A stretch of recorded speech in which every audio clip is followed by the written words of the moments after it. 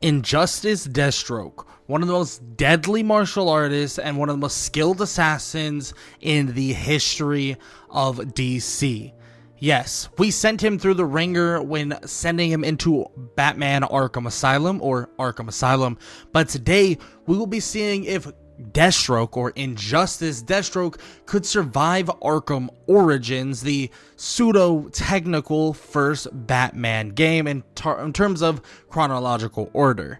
So, I want to first break down what Deathstroke can do to a large extent. For starters, he's a super soldier. He has superhuman strength, agility, regeneration to some extent, enhanced reflexes, insane acrobatics, a military background, a master strategist. He's skilled at martial arts, like I've said before, a weapons expert, and unlike Batman, he's an absolute killer. Now, with all that said, if you don't know what Injustice Deathstroke has already done, well, don't worry about it. There's not much for me to cover, at least right now, but I will cover a lot of it during this entire gauntlet that I'm going to be sending him through.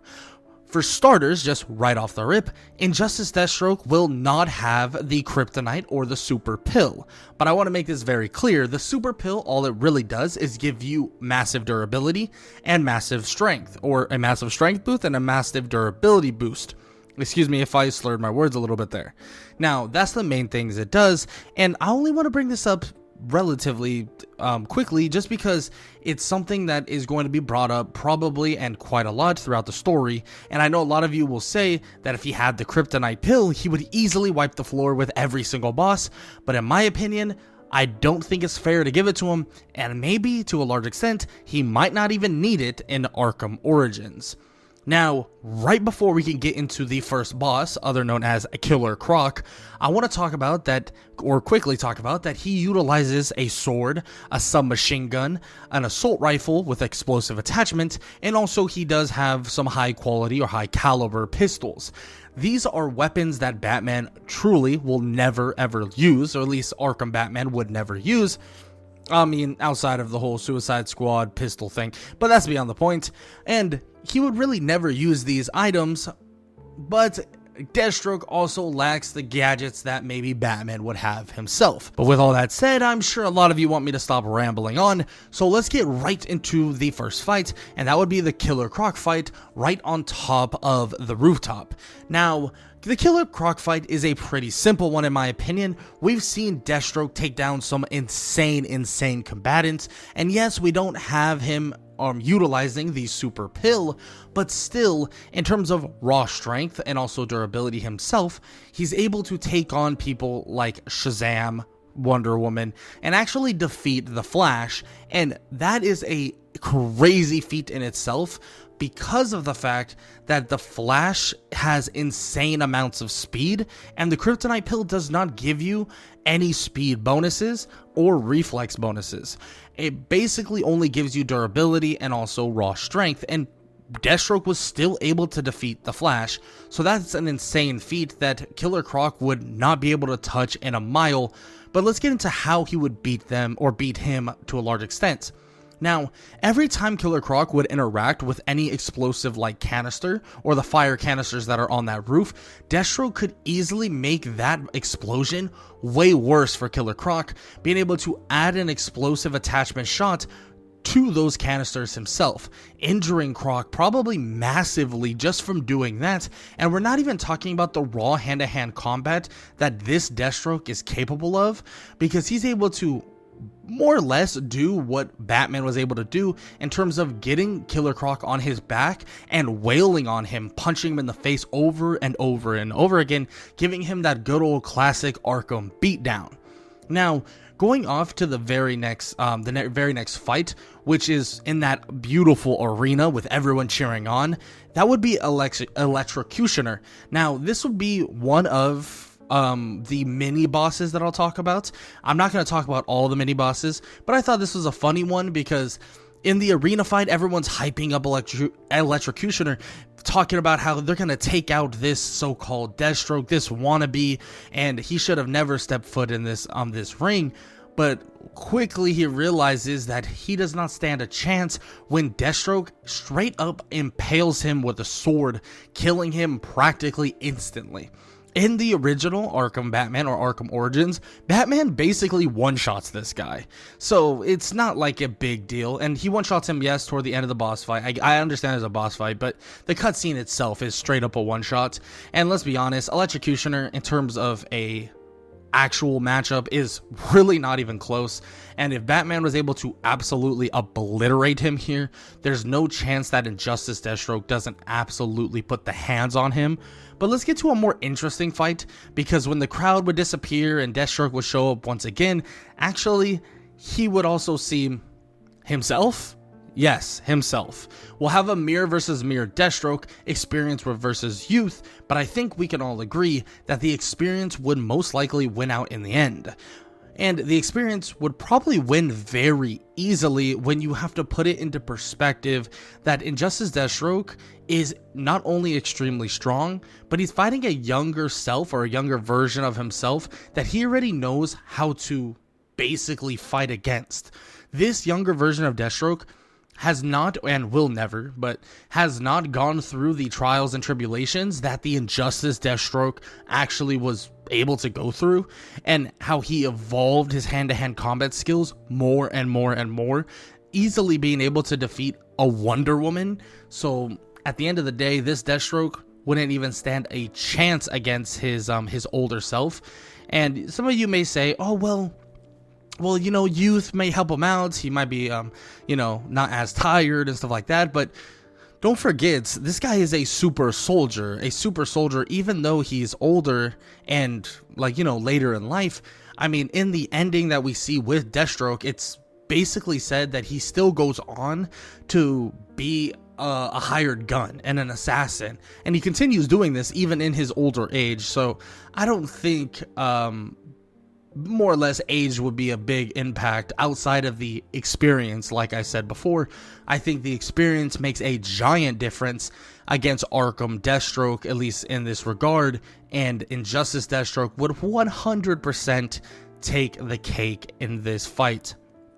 Now, we go on to another funny little boss fight, and it's one of the mini boss fights that I decided to add here, and that's Anarchy. I always found this to be pretty funny because Anarchy is just a kid, but Anarchy more or less believes that Deathstroke should turn himself in and so on and so forth. But this guy just stands up top and does absolutely nothing during this boss fight. So if we want to be honest, Deathstroke could put a certified bullet in his head if he really wanted to. But let's just say that Deathstroke could easily defeat all of these thugs, finding no challenge in doing so, especially because he doesn't hesitate to utilize his guns, his weapons, and also his ability to straight up kill.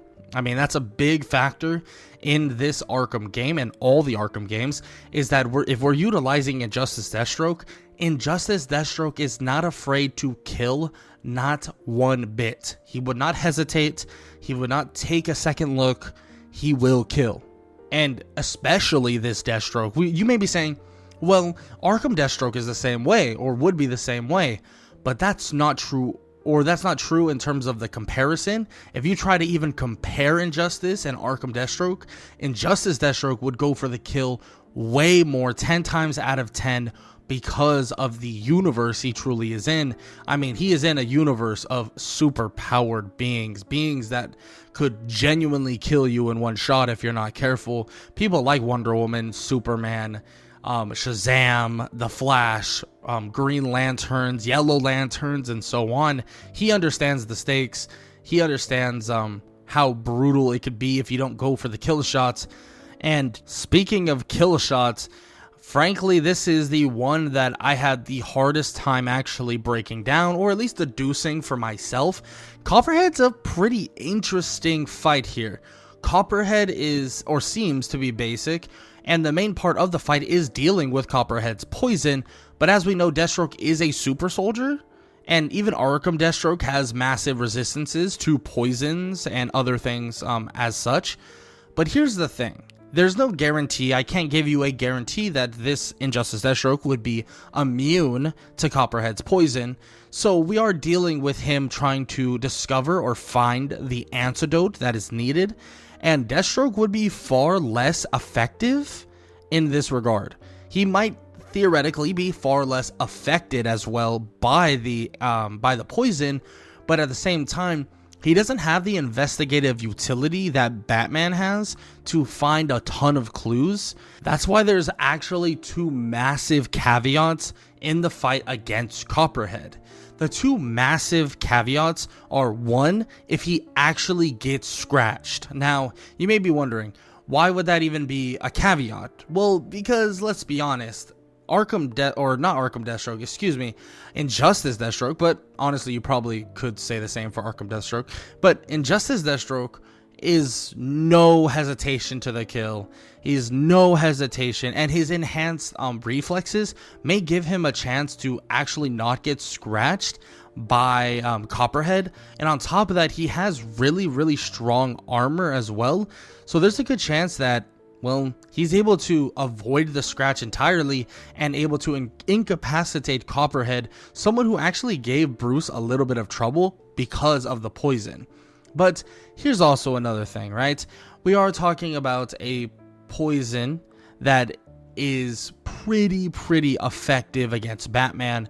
So if it's really effective against, well, the one and only Injustice Deathstroke, we're talking about Deathstroke struggling pretty hard, like I said, because of the lack of investigation gear. He straight up does not have the investigative tools to find certain things, at least to a quick extent. Now, with that said, if the poison either is massively resisted or at least somewhat resisted because of his super soldier-esque physique and also his just resistances to practically everything, or if the poison doesn't affect him at all, then there isn't much of an issue in dealing with the antidote. Because if it's less effective, then he'll eventually find the antidote anyways, and he'll eventually get that antidote to cure him, but at the same time, his body itself may just avoid the poison or cure the poison off entirely.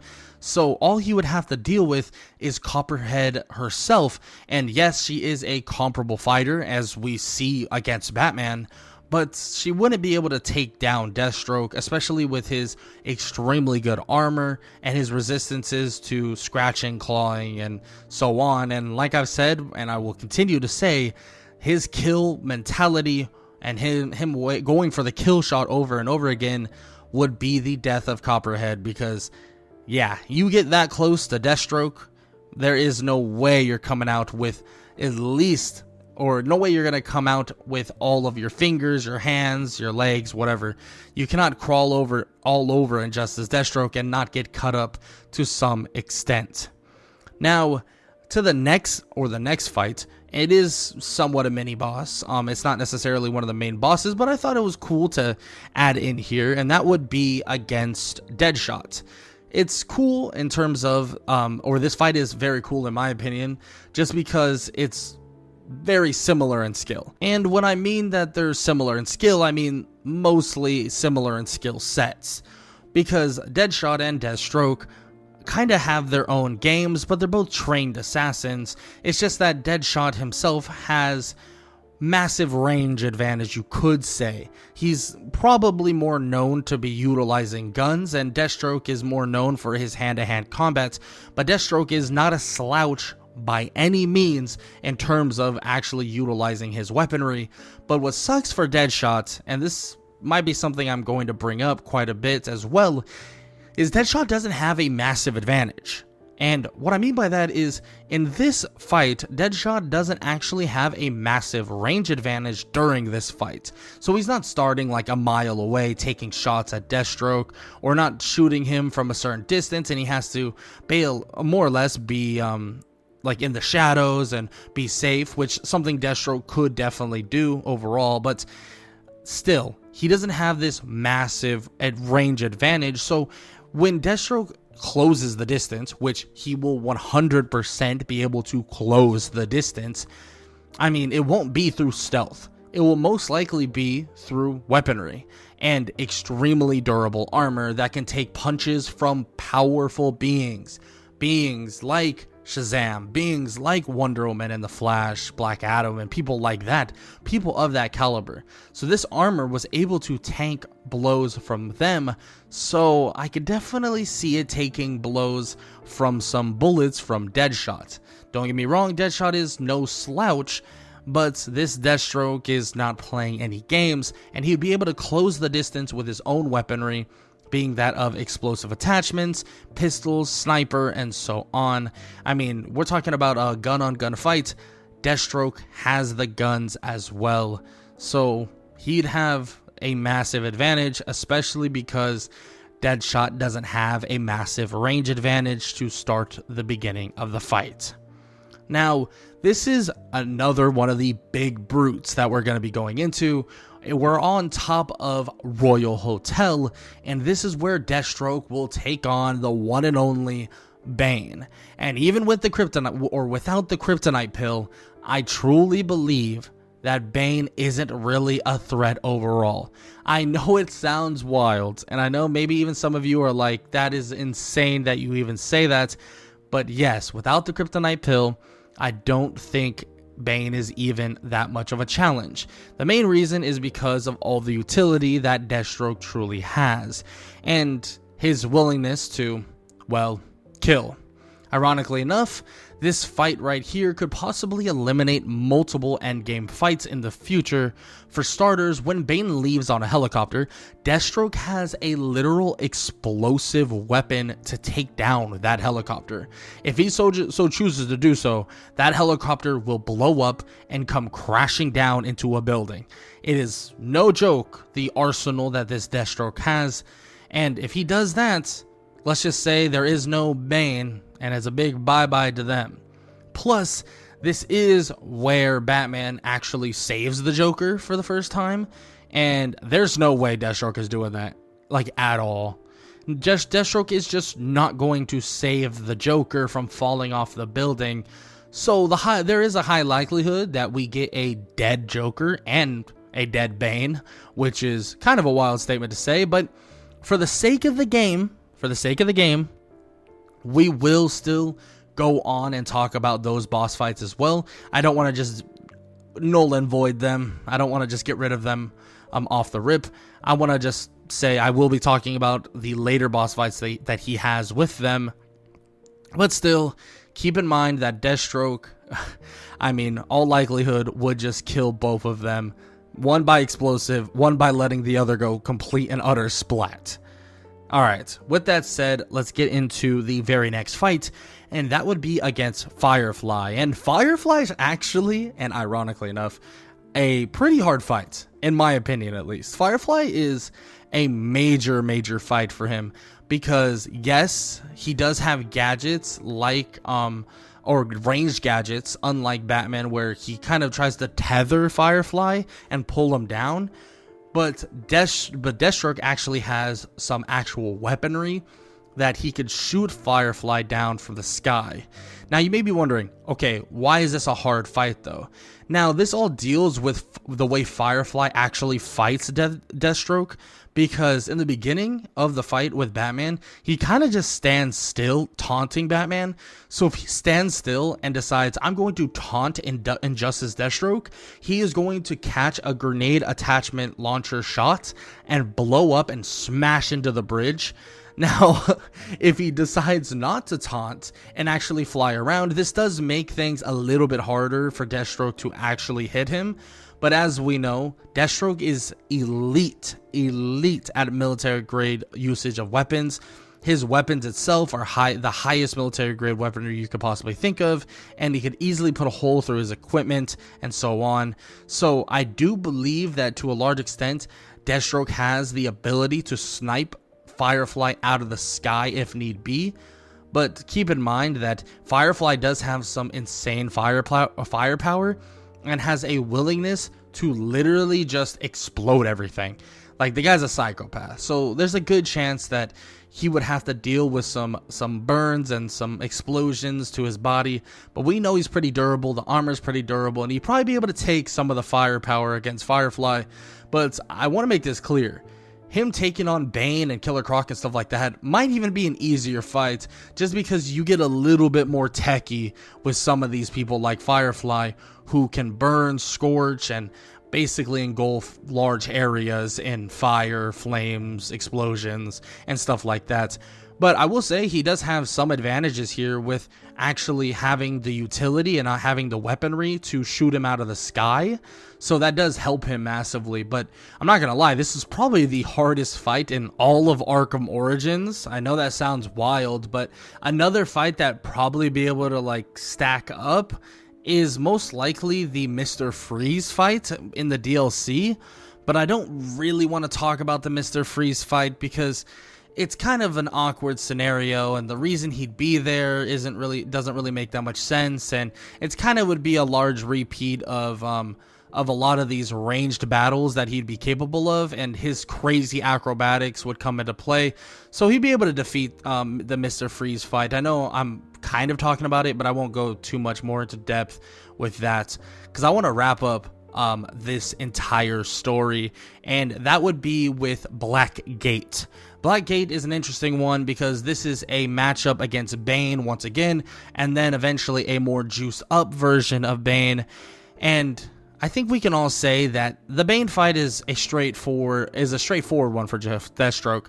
Even when he is completely juiced up on TN1, it really doesn't matter.